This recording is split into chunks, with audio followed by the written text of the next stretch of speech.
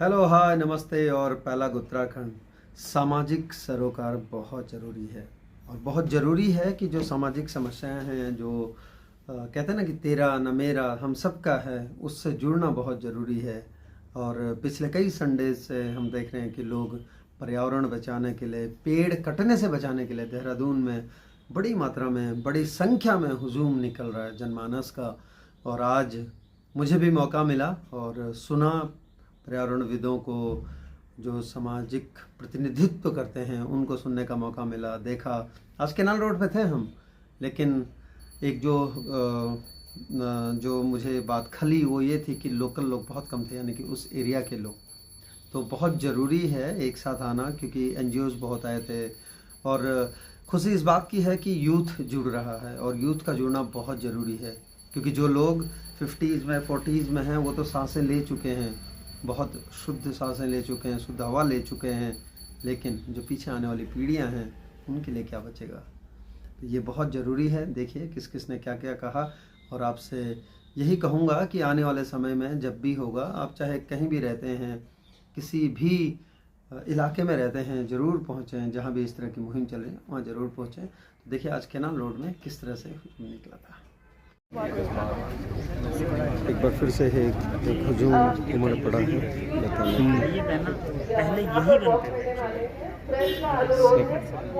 पेड़ बचाने के लिए एक बार फिर से, और ये हर जगह मिल जाएगी। सब लोग भीड़ बढ़ रही है धीरे धीरे। बच्चों ही हमारे संज्ञान में आया कि कुछ पेड़ यहाँ पर छीले गए, उनके तने छीले गए हैं और ऊपर नंबर लिखे गए हैं। हमने पूछताछ करनी शुरू की, कई डिपार्टमेंट से पूछा, सब ने हमें कहा हमें नहीं मालूम। अच्छा, ऐसा हो गया है। बात बहुत जल्दी, अब जो मीडिया है, सोशल मीडिया है, अब वो बहुत तेज रफ्तार से काम करता है और ये बात आज की तरह शहर में फैल गई। और फिर हमने कल आके फिर देखा कि जो छिले हुए थे पेड़ और उसमें अंक लिखे थे, अब उन पर एक ब्राउन कलर के रंग की खुदाई हो गई है। ये तब हुआ जबकि हमें पहले बताया जा चुका था कि कोई पेड़ नहीं कटने वाले और सिर्फ एक गिनती हो रही है।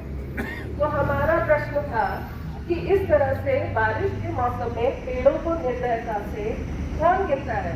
आप उसे छील देंगे तो बारिश के पानी में सड़ान होगी, कीड़े लगेंगे। और हम जहाँ तक हमारा ज्ञान है कि ऐसा तभी होता है जब थकान होता है, जब पेड़ को कटना तय होता है। तो ये कुछ सवाल थे हमारे। और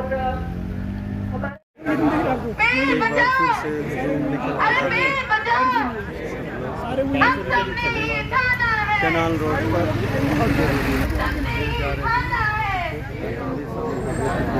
अपनी तरफ से जितना कंट्रीब्यूट कर सकते हैं। पेड़ों को बचाना है,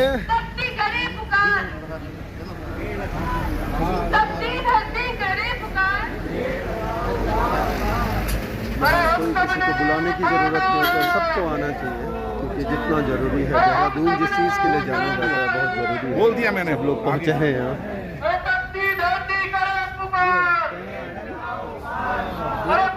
जो मार्क हुए थे वो मिटा दिए, दिखाते हैं आपको। पेड़ किए निकले थे हम, ये पेड़ सारे मार्क हो चुके थे और इनमें काट कर मार्किंग कर दी गई थी। ये कट कर दिए गए थे, ये देखिए मिटा दिए गए फिर से। यही है ना मुकुल, ये जो हुए थे अभी मिटा दिए गए सारे। और ये बहुत ज़रूरी है, और ये भी संभव है जब सब भीड़ आएगी और जब सब लोग आएंगे तभी ये संभव होता है। जितनी भीड़ होगी उतना करेंगे। ये सारे कट चुके हैं। पेड़ लगाओ बार बार, पेड़ों को बचाना है, पेड़ों को बचाना है, पेड़ों को बचाना। पेड़ लगाओ बार बार। ऐसे यार कैसे हैं? पेड़ लगाओ बार बार, धरती करे पुकार, पेड़ लगाओ बार बार, धरती करे पुकार, पेड़ बचाओ बार बार, पेड़ लगाओ बार बार, पेड़ लगाओ बार बार, पेड़ लगाओ बार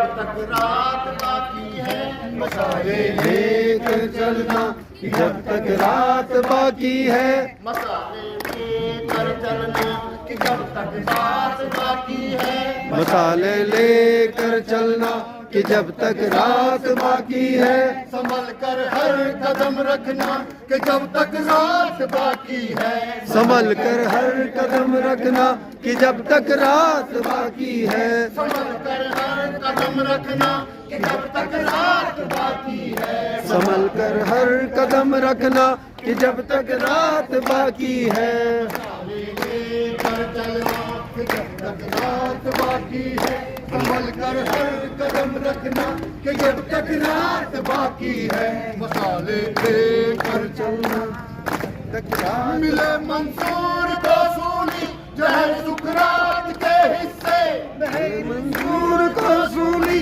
जहर सुकरात के हिस्से, मिले संसूर को सूली जहर सुकरात के हिस्से मिले मंसूर को सूली जहर सुकरात के हिस्से रहेगा जुल्म सच कहना कि जब तक रात बाकी है मसाले लेकर चलना कि जब तक रात बाकी है, संभल कर हर कदम रखना कि जब तक रात बाकी है, मसाले लेकर चलना इन पेड़ों की तो मत पूछो ये पूरा जंगल भी यारो पेड़ों की तो मत पूछो ये पूरा जंगल ही यारो इन पेड़ों की तो मत पूछो ये पूरा जंगल ही यारो इन पेड़ों की तो मत पूछो ये पूरा जंगल ही यारो, कटेगा रोज ही तब तक जब तक रात बाकी है मसाले लेकर चलना कि जब तक रात बाकी है,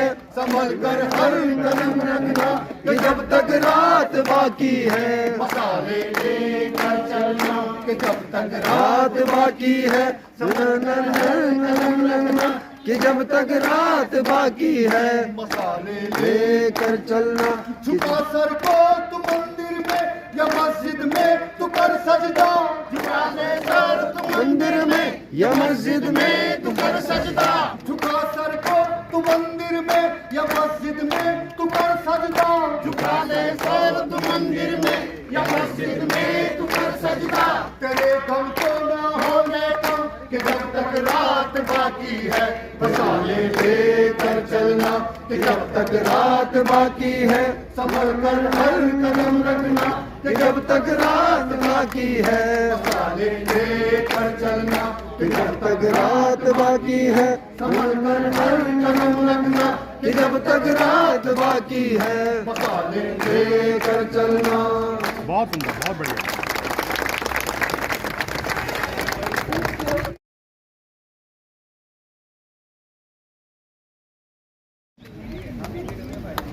आप सभी का स्वागत है। जिस तरीके से आप लोग इस मुहिम को आगे बढ़ाते जा रहे हैं, लगता है कि अब आर्यों को भी सोचना पड़ेगा। कैनाल रोड 97 में मैं सहारनपुर चौक से यहाँ आया। कल भैचीली कैनाल थी। जब आप नीचे की तरफ जाएंगे तो राइट हैंड साइड सीधे हाथ पर। आज जितने पेड़ हैं उतने पेड़ नहीं थे। और अगर आप ऊपर की तरफ जाएंगे तो शिवालिक अपार्टमेंट आते हैं उल्टे हाथ पे यहाँ से जाते वक्त, वो इस रोड का आखिरी था। इसके बाद ये रोड नहीं होगा। ये रोड जो है लोहे की पुल तक जाती है। ये रोड बाद में बनी शिवालिक अपार्टमेंट के बाद। शिवालिक अपार्टमेंट देहरादून के सबसे पुराने अपार्टमेंट और बहुत छोटी सी रोड थी और ट्रैफिक बहुत कम था। नरेंद्र तिवारी जी आए और विकास की गंगा बहाने का काम किया जैसा कहा जाता है, और नहरों को पाटने का काम शुरू हुआ और ये नहर पाट दी गई। अब उसके बाद यहाँ पर जो है मुझे नहीं मालूम है कि उनका क्या क्राइटेरिया है। तो उन्होंने लगभग 1-2 प्रजातियों के पेड़ों के ऊपर ही जोर दिया। और अगर आप ग्रेट वैल्यू से चलें और पुल तक, लोहे के पुल तक, तो आपको दोनों तरफ लगभग 1 या 2 प्रजाति के पेड़ ही ज्यादा लगाए हुए मिलेंगे, जिसमें है जरूर। जरूर is largest Tonya, pride of India. Flower आते हैं और जो फ्रूट लगता है उसका इस्तेमाल नहीं किया जाना चाहिए, वो चिकनी डाल। और ये बड़ा खूबसूरत पेड़ है, इसमें कोई दो राय नहीं है, लेकिन डाइवर्सिटी के लिए आपको अलग अलग किस्म के रखने चाहिए। कहीं इन्होंने ग्लूकोज कासिया बीच में लगा दिया है, कहीं जो है सप्तपर्णी बीच में लगा दिया है, बीच में कुछ जगह गुलमोहर और जैकैंडा भी हैं, लेकिन जो कुछ पुराने पेड़ लगे हैं यहाँ वो बेहद खूबसूरत हैं। आप यहाँ से थोड़ा सा आगे बढ़ेंगे तो आपको बड़े सेमल के पेड़ मिलेंगे, और वो कम से कम 30-40, 50 साल पुराने सेमल के पेड़ यहाँ पर हैं। तो प्रशासन से भी डिमांड है कि जब भी आप सड़कों के किनारे प्लांटेशन करें तो आप ये ध्यान रखें कि उसमें भी एक ही प्रजाति के, अब चूंकि क्या है ना, इनकी नर्सरी वालों से देरी हो जाती है, और वो जो है अपना जो जिस स्टॉक के पेड़ उसके पास ज्यादा होते हैं वो निकालने के लिए वो इसके ऊपर ठोक देता है और ये हमारे ऊपर ठोक देता है। So this is what they generally do है। तो ऐसा होना चाहिए कि उसकी विविधता, जब हम जैव विविधता की बात करते हैं तो फिर जैव विविधता जो है वो एक अंग है इस पूरी कायनात का। तो विविधता के हिसाब से ही पेड़ों का चयन किया जाना चाहिए। ये भी हम लगातार इस बात को अपने, अब ये तो अच्छा है कि यहाँ पर अभी यहाँ घना जो है वृक्ष है और यहाँ की वन्य जीव प्रजातियों के बारे में बड़ा ही बहुत ही सजीव वर्णन उस किताब में H.G. वॉल्टन की है, नहीं किसी और की है, मुझे नाम याद नहीं आ रहा है, लेकिन वो बहुत सुंदर किताब है। तो यहाँ की जो जैव विविधता है इस खाले की, बेसिकली इसको हम ठंडी सड़क बोला करते थे। खड़ी गर्मियों में भी अगर आप कैनाल रोड पे निकल जाते थे तो आपको गर्मी का एहसास नहीं होता था, और आज यहाँ पर इतना ट्रैफिक है कि आप पैदल चलने में भी यहाँ आपको डर महसूस होता है। तो अशोक की एक बात के साथ मैं अपनी बात करता हूँ। अशोक के 14 मेजर रॉक एडिक्ट हैं पूरे हिंदुस्तान में, हिंदुस्तान की 4 दिशाओं में फैले। उसमें एक दूसरा नंबर का मेजर रॉक एडिक्ट है, वो ये कहता है कि सीरिया का राजा एंटियोकस II उसके साथ मिलकर पशुओं के लिए और इंसानों के लिए पौधों के ऊपर काम करना शुरू किया, और ये जनोपयोगी पौधे जो मार्ग हैं बड़े उनके किनारे लगाए जाएंगे, जिससे कि यात्री लोग उन बड़े पेड़ों और पौधों का इस्तेमाल अपनी सेहत के लिए, जीवन की रक्षा के लिए कर सकें, और जो यात्री हैं उनके लिए कुएं की सुविधाएं करें। तो सड़क के किनारे पेड़ों को लगाने की परंपरा यह अशोक के जमाने से शुरू हुई है देश में, और इस परंपरा को बचाए रखना और पेड़ों की रक्षा करना हमारा पहला काम। Thank you. हमारे बहुत माननीय और मार्गदर्शक डॉक्टर रवि चोपड़ा हमारे बीच में है। मैं उससे आग्रह करूंगी कि वो आकर सबसे बातचीत करें। डॉक्टर रवि चोपड़ा।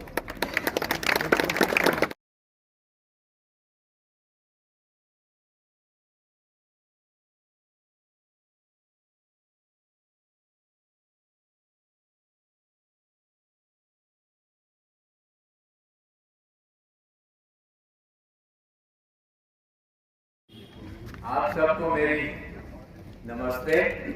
नमस्ते और बड़ी खुशी है आप सबको देखकर। मेरे प्रिय मित्र अवतार कृष्णन, आपने अपना चित्र देखा कि नहीं? बीनू तो नहीं है ना यहाँ, तो हमारे जो कार्टूनिस्ट है वो यहाँ नहीं है, आप उनको हमारा धन्यवाद दें। करीब 2 हफ्ते पहले हमारे मित्रों ने जानकारी दी कि देहरादून शहर में और घाटी में 25,000 पेड़ कट चुके हैं और लगभग 40,000 पेड़ और कटने वाले। लेकिन इस बीच और खतरनाक जानकारियां आई कि यहाँ कनाल रोड पर ये जो आप देख रहे हो पेड़ पुराने और नए, ये भी कटने जा रहे हैं। किसी ने कहा कि नागपुर की तरफ भी छपान हो गई है, वहां भी पेड़ कटने जा रहे हैं। और जब पूछताछ की तो सूत्रों से पता चला कि यहाँ कई योजनाएं और हैं जिनके बारे में हमें पहले नहीं पता था। तो लगता है इसका कोई अंत है नहीं। मैंने पिछली बार भी आपको बताया कि पेड़ों को काटने की 3 तरह की मार हमारे ऊपर पड़ रही है। ये मौसम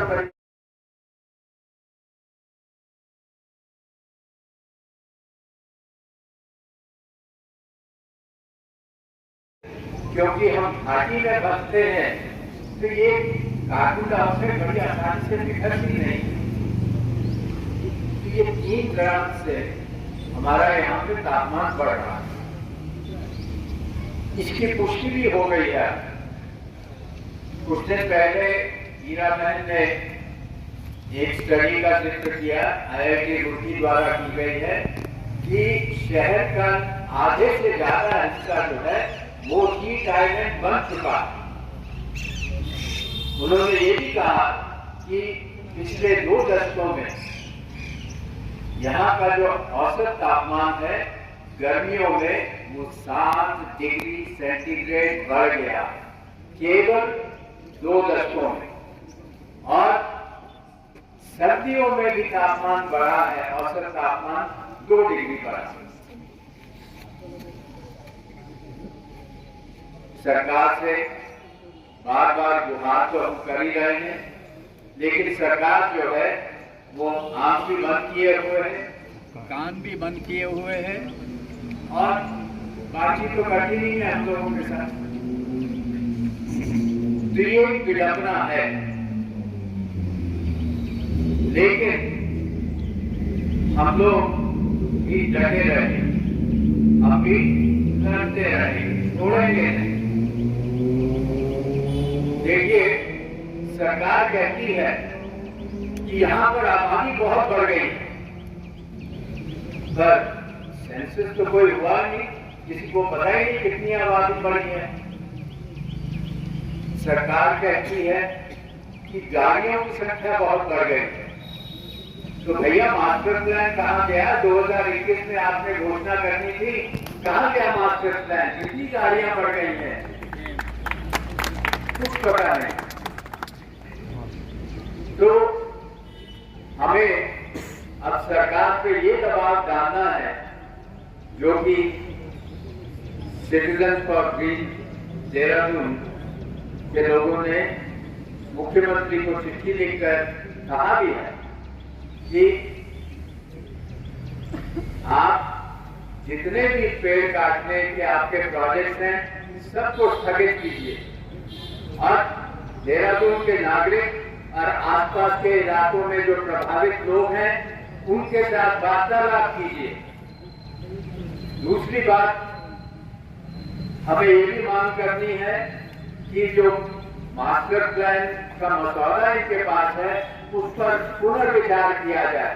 हमें ये 24 सड़कें नहीं चाहिए, हमें हर एक एरिया चाहिए, हर एक एरिया का बढ़ावा होना चाहिए। कुछ दिन पहले मैं पूना में था और मुझे आश्चर्य हुआ, पूना हमसे ज्यादा पुराना शहर है और वहां की जो प्रमुख सड़कें हैं जो गाड़ियों से भरी हुई हैं उनको चौड़ा नहीं किया गया। वहां पुराने पेड़ लगे, वहां पुराने पेड़ लगे हैं और उनकी सजावट देखने लायक। आखिरी बात, बंबई में मुझे पता चला कि मुंबई म्युनिसिपल कॉर्पोरेशन ने 10 साल की योजना बनाई है for a climate resilient Mumbai. हमें इस तरह के मास्टर प्लान चाहिए। तो मैं आप सबसे अनुरोध करूंगा कि जब आप म्युनिसिपैलिटी के चुनाव आने वाले हैं, हम सबको पॉलिटिकल पार्टीज पे दबाव डालना है कि अच्छे और ईमानदार विचारशील उम्मीदवार खड़े करें। बल्कि उससे बेहतर भी कमला बहन, उससे बेहतर भी कि यहाँ पर जो लोग खड़े हैं, आप सुनिए अपने प्रतिनिधि और लड़िए उनके लिए, क्योंकि मुझे विश्वास है कि लड़ेंगे तो जीतेंगे। धन्यवाद।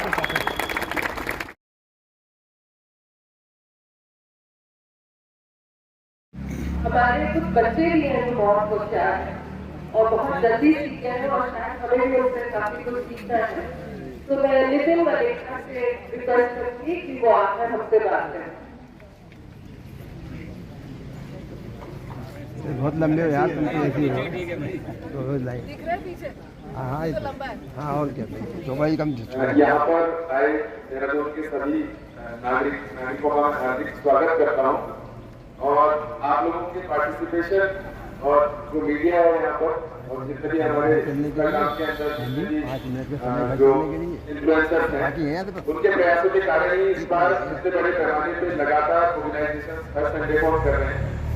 12 तारीख के बाद का शायद 9वां संडे है जब देहरादून के अंदर लोग लगातार अपने बच्चों को बचाने के लिए कलेक्ट हुए हैं। इसके लिए मैं सभी को हार्दिक धन्यवाद देता हूँ और हार्दिक बधाई भी देता हूँ। मैं आपका ध्यान एक घटना के ऊपर ले जाना चाहूंगा। जब खानों के आंदोलन के लिए ये शहर इकट्ठा हुआ, वहां पर हम लोग 10,000 जो पेड़ थे उनको बचाने के लिए हम लोग सब इकट्ठा हुए थे।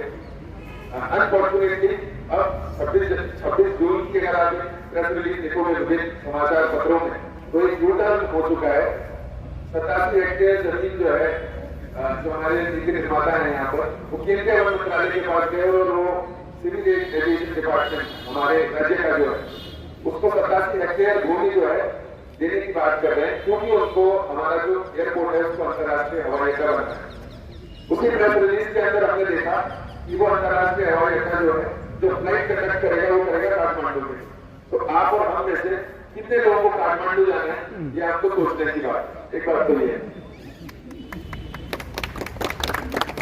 दूसरी बात, 87 हेक्टेयर उसमें लिखा हुआ जो है, उसको अगर आप गूगल वगैरह में डालोगे तो आपको दिखेगा कि 2 से 2.5 एकड़ एक हेक्टेयर में होता है और एक एकड़ 2 से 2.5 एकड़, 1 एकड़ मतलब लगभग एक फुटबॉल ग्राउंड, जो ओलंपिक साइज फुटबॉल ग्राउंड होता है। तो आप अगर गुणा करें तो 200 ओलंपिक साइज फुटबॉल ग्राउंड के बराबर जमीन उनको चाहिए। और क्योंकि एयरपोर्ट बनाना है तो सीधी लंबाई में उनकी जमीन चाहिए होगी।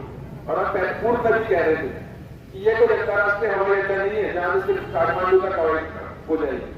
लेकिन हमारे शहर के अंदर ये जो दिल्ली के अंदर जो एयरपोर्ट है, उसको हल्का करने के लिए बस पार्किंग मात्र के लिए उसका उपयोग करना चाहता है। और एयरपोर्ट की पार्किंग के लिए हमारे शहर का इतना बड़ा नुकसान हम लोग नहीं दे सकते। एक बात तो ये। दूसरी बात, हमारे शहर के अंदर हमारा जो डिफरेंस है इनके निर्माताओं से, वो इनके विकास की जो अवधारणा है, जो हम तो चाह रहे हैं यहाँ पर सतत विकास हो, लेकिन उस तरफ से एक अंधा विकास हो रहा है। उस अंधे विकास की हम लोग पूर्णतः खिलाफत करते हैं।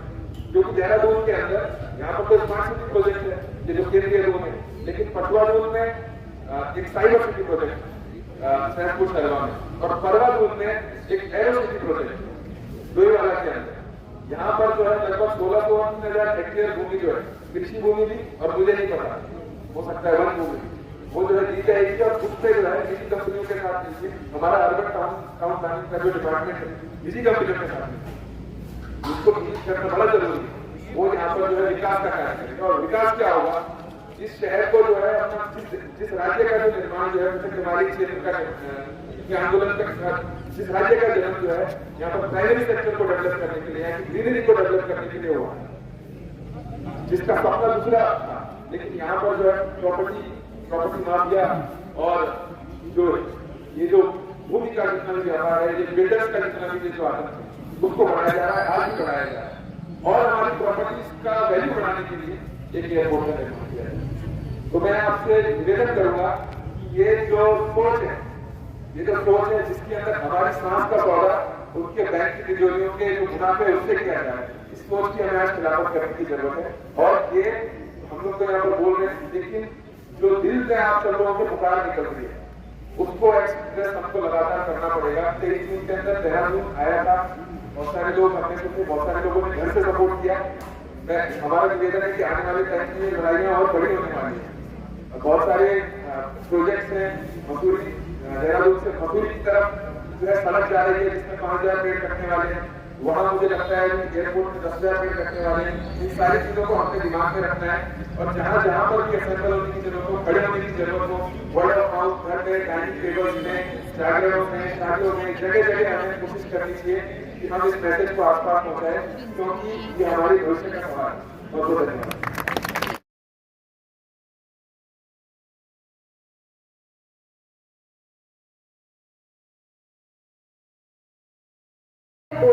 ध्यान से सुनिए, हम खुद को है इस बात को आगे हमें फैलाना है, इस पर और विचार करना है। अब मैं रिक्वेस्ट करूंगी लोकेश गोरी से कि लोकेश गोरी वो आके हम उनसे बात करें।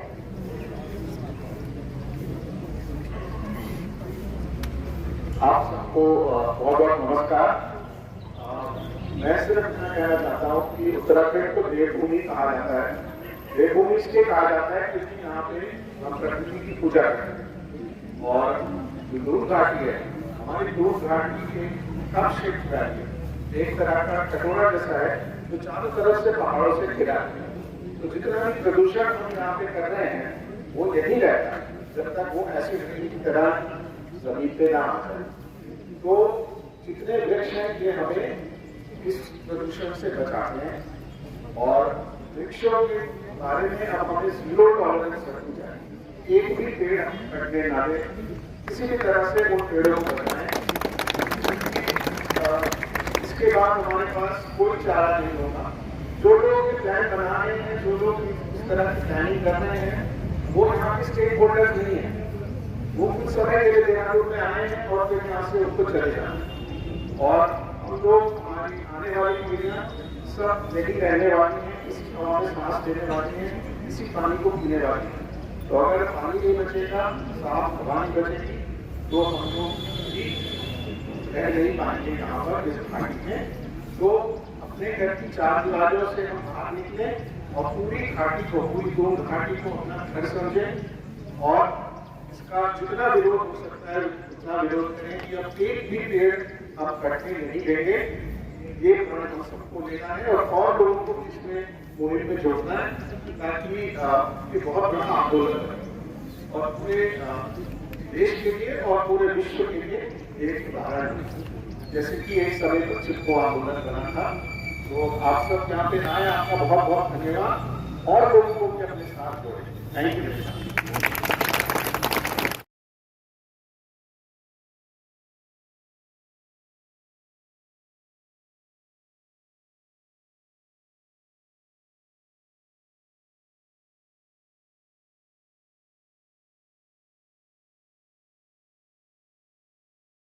दौड़ियार है, उससे आग्रह करूंगी आके उससे बात करें।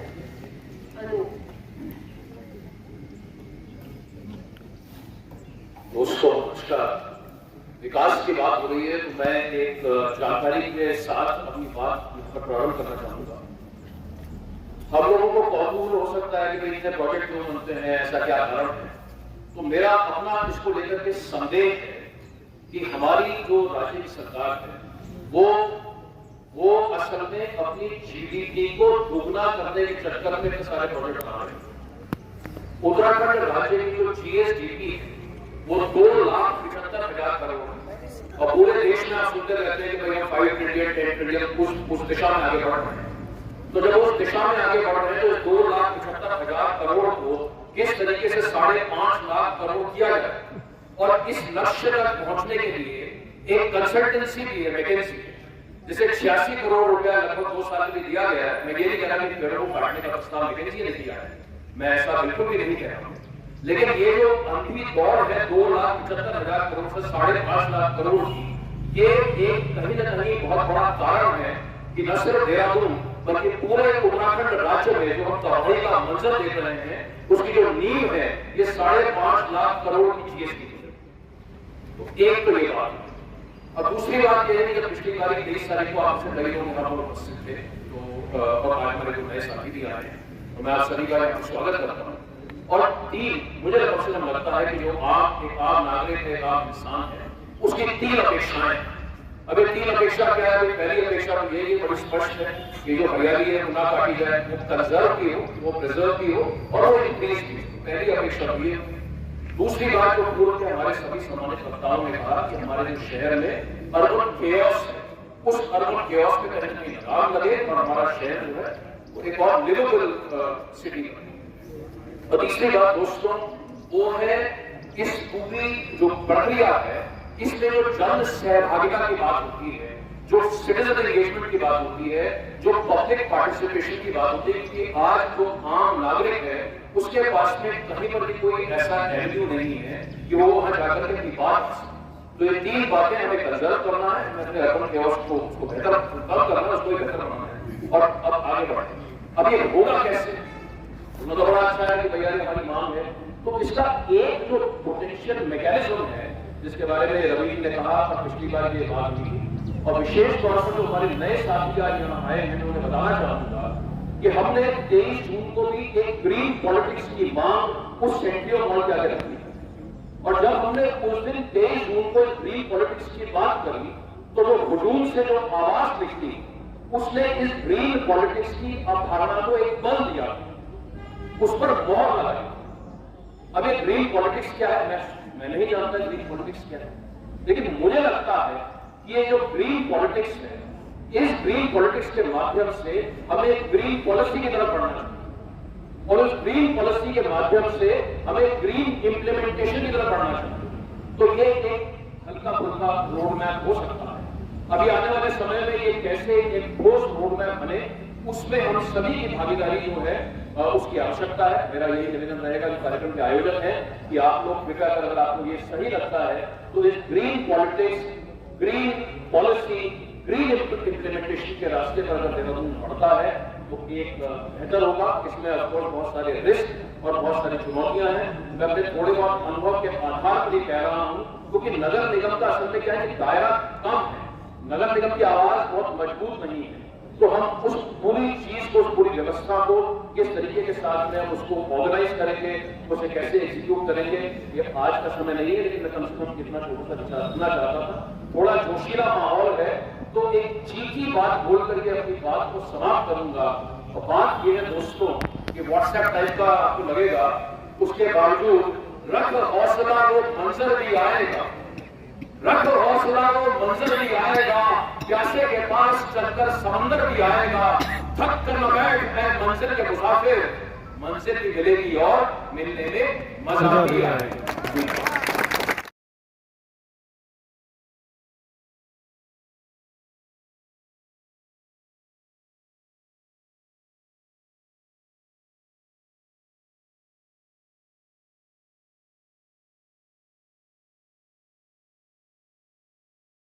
कमला पंथी, उससे निवेदन करूंगी कि वो आकर हमें संबोधित करें। कमला पंथी।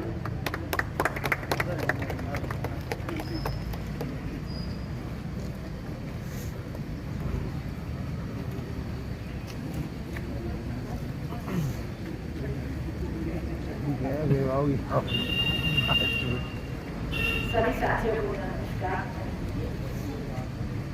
साथियों, उससे पहले सभी लोगों ने मुझे लगता है सारी बातें कह दी हैं, लेकिन क्योंकि मेरे अपना एक अनुभव है, क्योंकि हम लोगों ने इस पूरे राज्य की एक लड़ाई को लड़ा और इस राज्य को बनाने में बहुत सारी महिलाओं की, बहुत सारे हमारे साथियों की, हमारे बच्चों की बहुत बड़ी भागीदारी और राज्य देने का केवल एक ही मकसद था कि मेरा राज्य कैसे एक बेहतर राज्य बन सकता है। यहाँ के जंगलों को, यहाँ के पानी को, यहाँ की जमीन को हम कैसे बचा सकते हैं। क्योंकि हमें बार बार ये लगता था कि उत्तर प्रदेश जो नीति बनाता है वो शायद हमारे पहाड़ी इलाकों के लिए, हमारे पहाड़ से जुड़ा हुआ जो मैदानी इलाका है उसके लिए उतना कारगर साबित नहीं होता है जैसा होना चाहिए। और शायद यही हमारा मकसद था, इसलिए हमने एक उत्तराखंड राज्य बनाने की कोशिश करी। लेकिन आज जो राज्य हमारे सामने है, शायद हम लोग बहुत जगह दुखी भी हैं और बहुत जगह चिंतित भी हैं। शायद हमने ऐसे राज्य की कल्पना न की थी और न सोची। तो साथियों, आज हमारा एक ही मकसद होना चाहिए। बहुत सारे लोगों ने कहा कि मैं बहुत ज्यादा समय नहीं लेना चाहूंगी। मैं कहती हूँ हम सबको संकल्प लेना होगा कि हम न तो एक पेड़ कटने देंगे और नहीं हम किसी तरह के विकास के नाम पे हो रहे विनाश को इस उत्तराखंड की भूमि पर होने देंगे। ये हमें, क्योंकि ये जिम्मेवारी मेरी नहीं है, रवि चोपड़ा जी की नहीं है, नौटियाल जी की नहीं है। ये जिम्मेवारी हर व्यक्ति की है, हर परिवार की है। क्योंकि हर परिवार जिस तरह की जलवायु हमारी हो गई है, उसको जो दूषित जलवायु है उसमें हर परिवार साथ दे रहा है, जीने के लिए मजबूर है। इसे कैसे हम बेहतर बनाएं? और साथ ही में ये भी संकल्प लेना होगा कि हर परिवार कम से कम एक पेड़ तो लगे। अब वो पेड़ कम से कम 6 साल तक तो उसकी जिम्मेवारी होनी चाहिए, उसे बड़ा होते हुए देखें। क्योंकि हमारे यहाँ आते हैं हर साल, अभी अब हरेला आ रहा है, 16 तारीख को लगेंगे पेड़, लेकिन अगले साल तक वो पेड़ नजर नहीं आए। तो मुझे लगता है कि बहुत ही स्तर पे हमें चीजों को लेना होगा, हमें भावनात्मक लोगों से लेना तरीके से लेना होगा, संवेदनात्मक तरीके से हमें प्रकृति को बचाने के लिए सोचना होगा।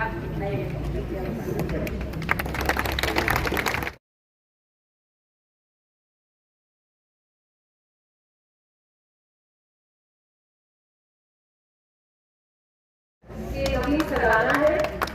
ये कॉलेज को कॉलेज के अंदर जो लड़की हम सब कराते हैं, भारतीय हैं, हमें जल्दी करना बहुत पसंद है, उसे साफ रखते हैं बेस्ट कॉलेज। नवीन सराहना हम सब थैंक यू वेरी मच। सो पहले तो मेरा दुर्भाग्य मैं 23 जून को जब शहर में नहीं था, आपके बीच नहीं आ पाया, लेकिन आज आप सबके साथ हूँ तो फिर सोचा कि ये मौका मैं नहीं गवाऊंगा और मैं यहाँ पहुंचा आप सबके साथ, पूरी टीम के साथ में पहुंचा हूँ और आप सब यहाँ पर आए। आपका धन्यवाद करना चाहूंगा। क्यों करना चाहूंगा? क्योंकि आपका जोश, आपका जुनून, आपकी जिंदगी, आपका जज्बा और आपकी जिद है कि अब और आप लोगों की वजह से ही खनन्ना का एक भी पेड़ नहीं कट पाए। क्योंकि आपकी जिद है, ये देहरादून हमारा है, किसी और का नहीं। और अब यही से आप सबको लेकर यहाँ आए। जिद क्या है कि यहाँ का एक भी पेड़ नहीं कटने वाले, नहीं कट सकते। क्योंकि जिस देश में, प्रदेश में, जिले में ऐसा जोशीला नौजवान, मैं सबको नौजवान कहूँगा, कोई बुजुर्ग नहीं, सब नौजवान, बुजुर्ग होते तो घर पे बैठे हो, ये सब नौजवान हमारे रवि चोपड़ा है। सोचिए आप, तो आपका जो जोश है, जो आपका जुनून है, जो आपकी जिंदगी है, जो आपकी जिद है, वो आज आपको यहाँ पर लेकर के आए। दोस्तों, इसको कम नहीं होने देना, इसको बिल्कुल कम नहीं होने देना है कि जिंदा रहने के लिए, क्योंकि देहरादून में विनाश जो लीला है वो शुरू हो चुकी है।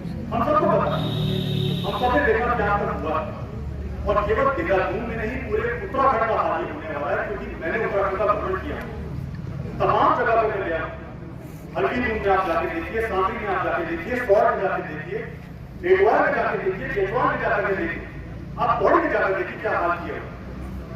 जंगल के जंगल साफ हो गए। जो 2 साल पहले मैंने हरे भरी चीजें देखी थी, आज देखने को नहीं मिलती। ये तबाही शुरू हो चुकी और वो अब नहीं होगा तो बहुत देर हो। फिर पश्चात हो गया जब मीडिया ने देखी।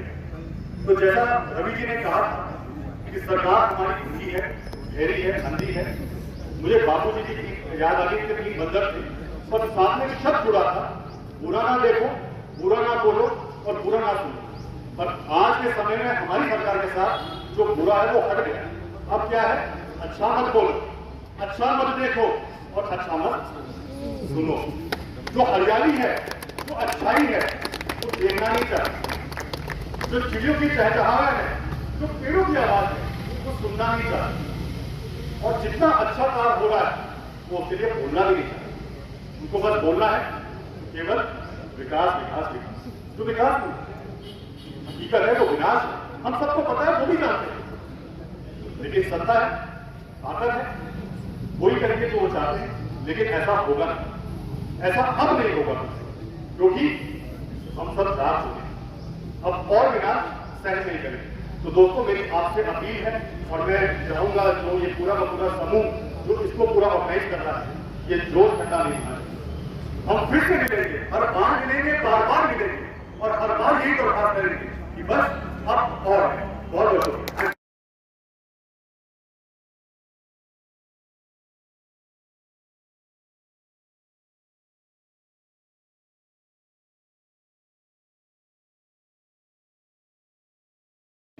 और सोची अल्लाह किसको बोलना है तो चंद्रकला देवी जी यही इसी सड़क पर रहती हैं और बहुत दुखी मन से आए मेरे पास कहते हैं कि यहाँ कैसे पेड़ होते बहुत बुरा लग रहा है। मैंने कहा आप सबसे बात कीजिए, अपना दुख जहाँ व्यक्त कीजिए। तो चंद्रकला देवी जी को सम्मानित मेरे पर्यावरण मित्र, मैं आपका इस कहना होगा और देवों की धरती पर तहरीक से हार्दिक अभिनंदन करती हूँ और इन युवा शक्ति का एक बार जोर से ताली से स्वागत कीजिए। और जितने भी खबर आए हैं, मैं सबसे पहले ये कहना चाहती हूँ कि उत्तराखंड का एक नारा था, जंगल जमीन हमारा है, उत्तराखंड का नारा है। ये नारा मेरे को ऐसा लगता है कि विलुप्त होने जा रहा है। आप देखिए जब कैनाल रोड पर आम के पेड़ हुआ करते थे, जामुन के पेड़ हुआ करते थे और लोग इनकी छांव में बैठते भी थे और फल भी उसका सेवन भी करते थे। आज उसके बाद जब ये पेड़ कटे, ये सड़क चौड़ी हुई, एकदम पतली सी सड़क थी, एक नहर बहती थी यहाँ पे और दोनों तरफ कच्ची रोड थी। तो उस समय आम के वृक्ष हुआ करते थे और लीची के बागान थे यहाँ पे और जामुन के पेड़ लगे हुए थे। आज जब ये पेड़ कटे उसके बाद ये छायादार जो वृक्ष लगाए गए हैं, अब दूसरा नंबर उन पेड़ों का आ रहा है। मैंने अभी एक हफ्ते पहले देखा कि उन पर निशान लगाए गए हैं और जब जनता की सुबुगाहट सुनी गई कि जनता इसके लिए आंदोलन कर रही है, तब ये नंबर अब मिटाना शुरू कर दिए हैं। तो अब क्या करते हैं, जनगणना होंगे, जनगणना में निशान लगाएंगे और जब निशान लगे हैं तो मिटाए जाएंगे। तो ये हम जानना चाहते हैं कि पब्लिक जागरूक हो चुकी है, चाहे कोई भी सरकार हो, उनके बहकाव में नहीं आएगी। मैं सभी साथियों से ये कहूँगी कि मैं ज़्यादा समय न देते हुए, आप सबका संडे का समय है, बहुत महत्वपूर्ण समय है, तो मैं ये कहूँगी हमने तो जितना भी पानी पी लिया है, जितनी भी हवा ले लिया, आधा तो हमारी गुजर चुके, पर मुझे इन भविष्य की चिंता है। क्या ये ऐसी हवा देख पाएंगे, क्या ऐसे पानी का सेवन कर पाएंगे? आपने देखा होगा कि जहाँ जहाँ पेड़ कटे वहाँ कितनी गर्मी हुई है। देहरादून में जब अंदर गर्मी होती थी लोग बाहर निकलते थे, इस बार ऐसा हुआ कि बाहर निकलने के लिए थोड़ा कुछ नहीं हुआ, लोग ना तो अंदर रह पाए और न बाहर रह पाए। कितने लोग इसमें बीमार हैं, कितने लोगों की मृत्यु हुई, कोई आंकड़ा में कोई नहीं है, जीरो है सारा। तो मैं आप लोगों का समय न लेकर इन्हीं शब्दों के साथ अपने वाक्य को विराम देती हूँ और एक नारा उत्तराखंड का है। मैं सभी लोगों से कहती हूँ कि जंगल जमीन हमारा है, उत्तराखंड का नारा है। जय उत्तराखंड, जय भारत।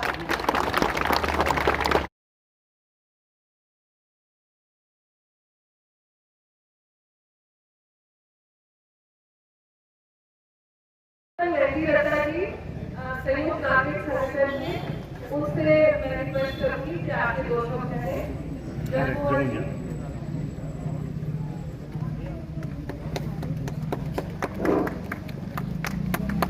साथियों,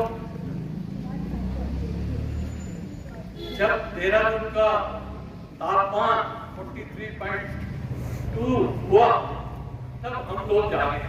उससे पहले सो रहे थे।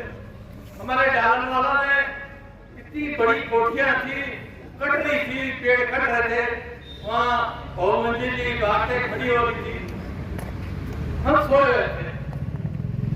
जब गर्मी लगी तो हमें लगा आखिर कुछ करना है। हम खलंगा में भी कुछ साथी हमारे लगातार लगे रहे। जब खलंगा में हुआ तो हम गए, हमके प्रोजेक्ट मैनेजर से बात करी, उन्होंने बहुत सब बात दिखाए, डिस्प्ले कराया कि देखो कितना कुछ नहीं होने का, पेड़ तो हम लगा देंगे। हमारे मुख्यमंत्री जी ने भी 1 करोड़ पेड़ लगाए थे, एक पेड़ कितना नहीं आया। जितने भी पेड़ लगते हैं 5% भी आज की डेट में नहीं हो रहा। अब लोग जागे हैं, लोग कुछ जागे हैं, हमारी धार संस्था आगे जागी है, और लोग जागे हैं कि भाई अब पेड़ को ना केवल लगाना है, उसको बचाना भी है। हमने देखा 23 तारीख को जो हजूम हमारा हाथीपुर किले में था, आज कभी आई है नो डाउट, लेकिन जिस रोड पे खड़े हैं साथियों, जहां हम खड़े हैं, यहाँ खड़े रहने पेड़ मैंने देखे, ये नहर सामने जा रही थी वो मैंने देखी, और इसमें सड़क चौड़ीकरण के नाम पर यहाँ पे खोद के निशान लगा के नंबरिंग कर दी गई थी। तो आपने नहीं देखी, वो इसलिए नहीं देखी, आप जागे, आपने कहा इस बार हमारा आंदोलन केनाल रोड पे होगा, तब सरकार ने कहा अरे भाई गलती हो गई, इससे बताई सरकार की नीयत खराब है साथियों। सरकार की नीयत खराब ना होती तो पेंट क्यों कराते? आपने अगर जनगणना करानी थी पेड़ों की तो केवल केनाल रोड ही क्यों था, और रोड कहां थे? सरकार की नीयत खराब है साथियों, और हमें जागना है, हमें इसी प्रकार इस आंदोलन को, आपको केवल कहीं भी पेड़ कटे, कहीं आप डालन वाला में देखें, ये मैं आपको और बता दूं, इनमें कुछ लोग हैं जो एक तरफ पेड़ काटेंगे और दूसरी तरफ पेड़ बचाने के लिए आपकी मुहिम में आपके बीच में घुस जाएंगे। उनसे भी सावधान रहना है साथियों आपको। तो मैं सबका धन्यवाद दूंगा, मीडिया का भी साथ में बहुत धन्यवाद दूंगा, जो आप हमारी संख्या कितनी भी हो, अगर मीडिया हमारा जागरूक है, मीडिया के लोग भी जागरूक है, वो भी चाहते हैं कि देहरादून जैसे पहला था जो हमने देखा था उसी प्रकार देहरादून बनना चाहिए। धन्यवाद। अब मैं हिमांशु अरोड़ा से रिक्वेस्ट करूंगी सीएम सिटीजन्स को के हिमांशु। धन्यवाद आप सभी का, आप सभी लोग आए, वैसे आपको बहुत समय ले लिया अभी, तो आप जल्दी खत्म करते हैं इसको, एक दो वक्त और बोल पाएंगे। तो हमारा ये मेनली आज क्यों है, तो ये तो सब हमारे वक्ताओं ने बताया कि यहाँ केनाल रोड पे ऐसे निशान लगे, बाद में विभाग पीछे हट गए कि नहीं हम तो इसकी गणना कर रहे थे, मैंने दत्ता जी ने भी कहा कि गणना कर रहे थे तो इस तरह से छीनने का क्या होते थे। तो असल में पेड़ काटने का एक प्लान था और जिसको इस जनदबाव की वजह से वापस ले लिया। तो आगे तो ये हमारी शक्ति से जो आज हम सुबह 7 बजे उठ के आए, शायद किसी का कोई घूमने का प्लान होगा या देर तक सोने का प्लान होगा, तो उस कंफर्ट को छोड़ के आप आता है, उसी शक्ति का परिणाम है, उसी का एक है के लिए कि ये वापस हुआ। आज तक ऐसा कभी नहीं हुआ, पहले खलंगा, फिर केनाल रोड, फिर अपना ये हाथीपुर कला रोड, तो ये शक्ति जनशक्ति बनी रहनी चाहिए। पर अब मैं थोड़ा और ध्यान आपको दूसरी तरफ ले जाना चाहता हूँ कि पेड़ हमारे शहर के बाहर भी कटते हैं।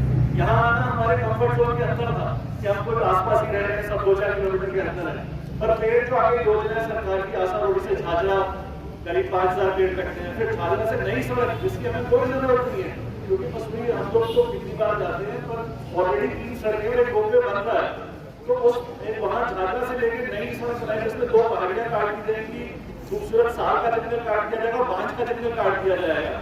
तो अगर हम इन पेड़ों के रास्ते, हमारा फर्ज है थोड़ा कंफर्ट जोन से बाहर निकल के जल्दी शायद हम लोग आपको वहां बुलाएंगे, तो क्या आप लोग वहां आएंगे? बिल्कुल।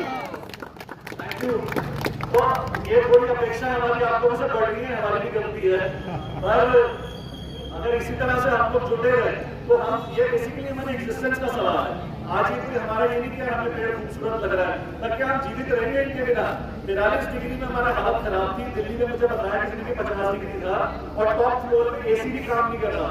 तो जिन संसाधनों के भरोसे हम आज ये वो सोचे थे एसी से काम चला लेंगे, इन्वर्टर लगा लेंगे, जनरेटर लगा लेंगे, तो एक लेवल के बाद तो वो सब काम नहीं करने वाले।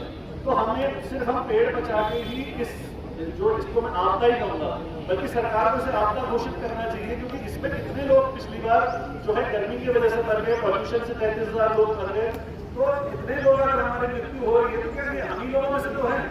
तो आज हमें अपने एक्सिस्टेंस के लिए और हमारे बच्चों का क्या भविष्य है, हमने तो फिर भी कुछ देख लिया, उनके लिए तो कुछ बच ही नहीं रहा।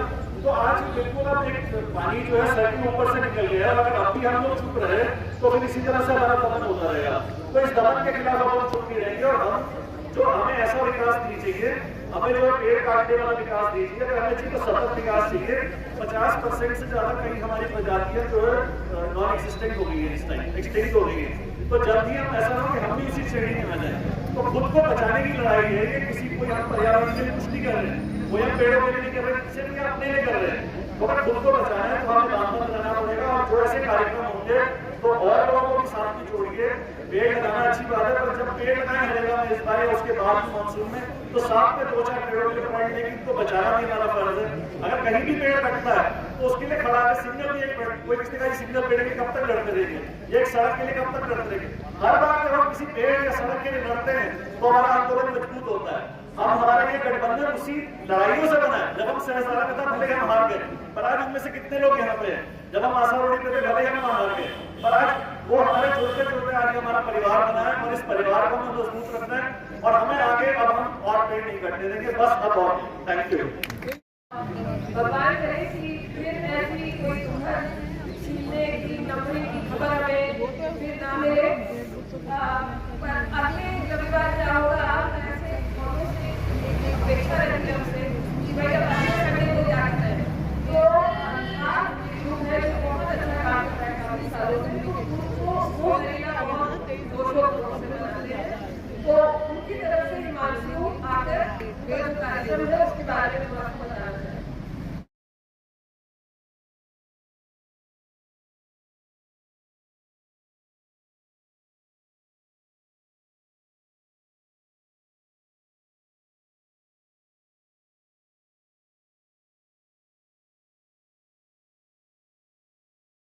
लेकिन मुझे 200 लोग नहीं दिख रहे हैं यहाँ पर, मुझे 200 पेड़ दिख रहे हैं बराबर, क्योंकि अगले हफ्ते मानसून आ गया है, हरेला शुरू हो गया है और 1 महीने तक 1.5 महीने तक मानसून जब तक चलेगा तो हरेला में हम हरियाली मनाएंगे। पूरा नेचर, पूरी प्रकृति जो है हरियाली का उत्सव मनाएंगे और उसके साथ साथ हम भी हरियाली का उत्सव तब मनाएंगे जब हम सब कम से कम 1-1 पेड़ हैं। तो इस बार मैं चाहता हूं कि आप इस रैली में भी आए, इस रैली में भी आए हैं, ये प्रॉमिस करके जाएं, ये प्लेज दे करके जाएं, इस साल हम कम से कम 1 पेड़ जरूर लगाएं। और 1 पेड़ सिर्फ लगाना नहीं है, लगाने को तो हम 100 भी लगा सकते हैं, लेकिन उसका कोई फायदा नहीं। 1 पेड़ लगाना है और उसको बचाना है, क्योंकि अगर हमने पेड़ लगाया, तस्वीर खींची और भूल गए तो then it's of no use. हमें पेड़ लगाना भी है और उसको कम से कम 2-3 साल तक ध्यान भी रखना है, उसका ख्याल रखना है, उसको पानी देना है, धूप से बचाना है, उसकी गुड़ाई करनी है, खाद देनी है। 1 पेड़ जरूर लगाएं और 1 पेड़ को कम से कम 2-3 साल तक अपना साथी बनाएं, अपना कंपेनियन बनाएं और उसको जरूर बनाएं। अगर हम सब 1-1 पेड़ हर साल लगाएंगे कोई कमी नहीं है, हमें किसी बात की पॉल्यूशन की किसी चिंता नहीं है।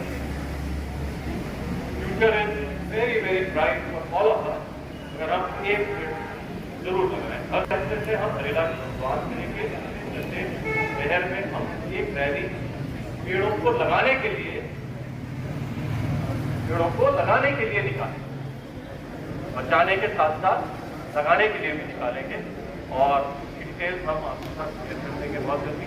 तो हरेला रैली और wait for all of you guys सब मिलेंगे और 1 महीने तक हम 2 पेड़ आप सब लोगों का स्वागत है, आप सब लोग इन्वाइटेड है, आप हमारे साथ आए और पिछले महीने हम लोग शहर के अलग अलग हिस्सों में जाकर पेड़ लगाएंगे। अभी हमारे आए हुए अलग अलग कॉलोनी से सहजरा रोड पर है, दस्ताई में है, कांसी रोड पर शांति विहार है, मोत्रोवाला के पास, सब कॉलोनी में जा करके हमने पेड़ लगाने हैं। आपकी कॉलोनी में भी अगर आपको पेड़ लगाना है तो आप हमें बताएं, हम आपके यहाँ पौधे लेकर आएंगे, सब सामान लेकर आएंगे जितनी भी जगह। Thank you.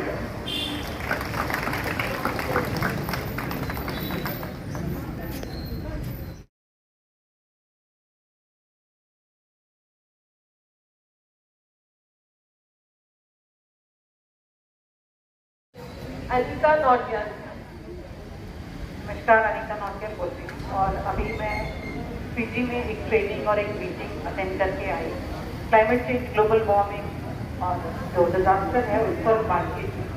और जब मैं वहाँ गई मुझे बहुत अंदाजा नहीं था पैसिफिक आइलैंड का कि किस तरीके से वो लोग क्यों इतना बार बार बात कर रहे हैं, अलग अलग तरीकों से जो है क्लाइमेट चेंज को मेंशन कर रहे हैं। लेकिन जब वहाँ गए और वहाँ उन लोगों की बातों को सुना तो तब समझ में आया कि अगर हमारा हिमालय बहुत तेजी से मेल्ट हो रहा है तो उनके आइलैंड डूब रहे हैं।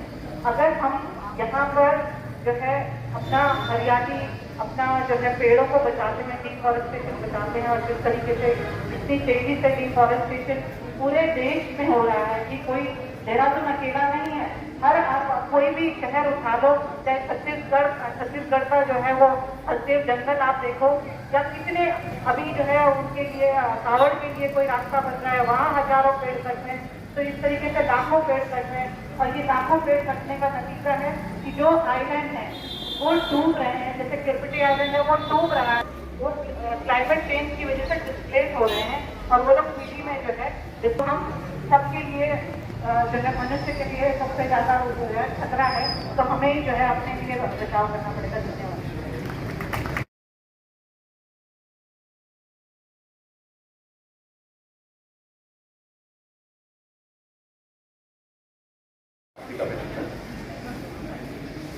हम लोग कह रहे हैं कि हम 5 बिलियन या यूं कहें कि हम बहुत विकसित हो जाएंगे, मगर अभी 2 दिन पहले का समाचार है कि जहां तक पर्यावरण की बात है तो विश्व की 100 सबसे पॉल्यूटेड सिटी में 80 शहर हमारे भारत में।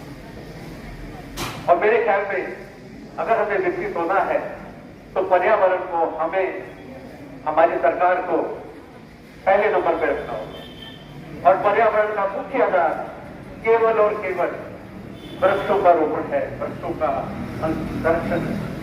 साथियों, अभी मैं यहाँ पर वक्ताओं से सुन रहा था और मुझे ऐसा लग रहा है कि हमारे साथ काफी मुक्त दर्शक भी होते हैं, मगर जब हम कहते हैं कि ये पूरे शहर में, पूरे राज्य में ये पहुंचना चाहिए, तो इसके लिए बहुत जरूरी है कि हम सभी को मुखर बना सकें। वो अपने मोहल्ले में मुखर हो, अपने एरिया में मुखर हो।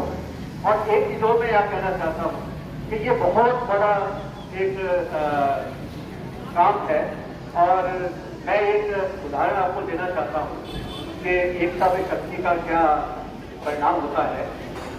कैनाल रोड के बचाव तो हो ही रहा है, इससे पहले सहस्त्रधारा में धड़ाधड़ पेड़ों को काटा गया। यदि किसी ने देखा होगा, पर्यावरण का प्रेमी होगा, तो जिससे जरूर रोया होगा कि ये 50 साल 100 साल पुराने पेड़ों को जिस तरीके से धराशायी किया गया है, तो आने वाले समय में शायद मैं रहूं ना रहूं, ये ऐसा दोबारा हो सकता है क्या कि वो 100 साल का पेड़ फिर खड़ा हो? बहुत मुश्किल है। इसलिए जो हमारे हाथ में है उसे बचाना बहुत जरूरी है। और हमारी एकता की बात, सहस्त्रधारा रोड पे IIT पार्क में एक पेड़ है जो आज इसकी नाताने खड़ा, और उस केवल एक वृक्ष को हम सबसे मिलकर बताए। जब उसको काटने की बार बार कोशिश की गई तो लोग पहुंचे।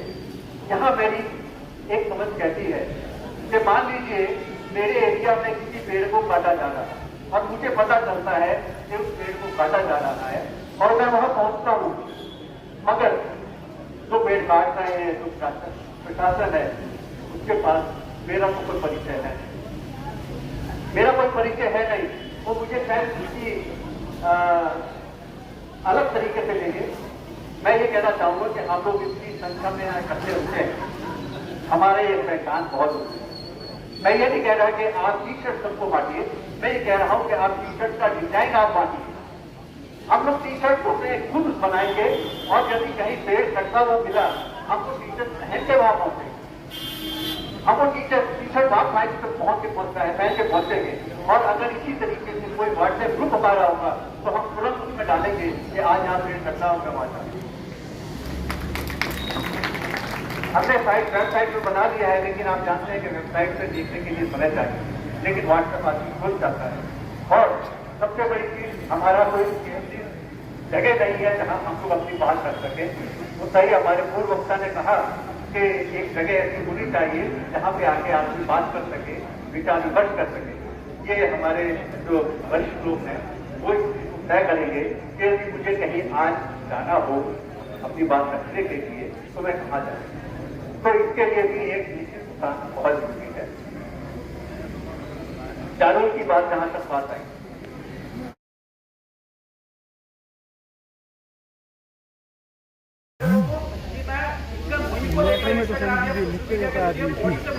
इम्प्लीमेंट करना सैंक्शन लेटर मिलता ना MBBS से, उसमें स्पेशली लिखा होता है कि 2 पेड़ आके बिल्डिंग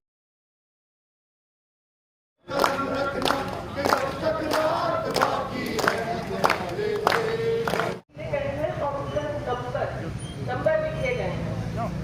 हमने पूछताछ करनी शुरू की, कई डिपार्टमेंट से पूछा, सब ने हमें कहा हमें नहीं मालूम। अच्छा ऐसा हो गया है।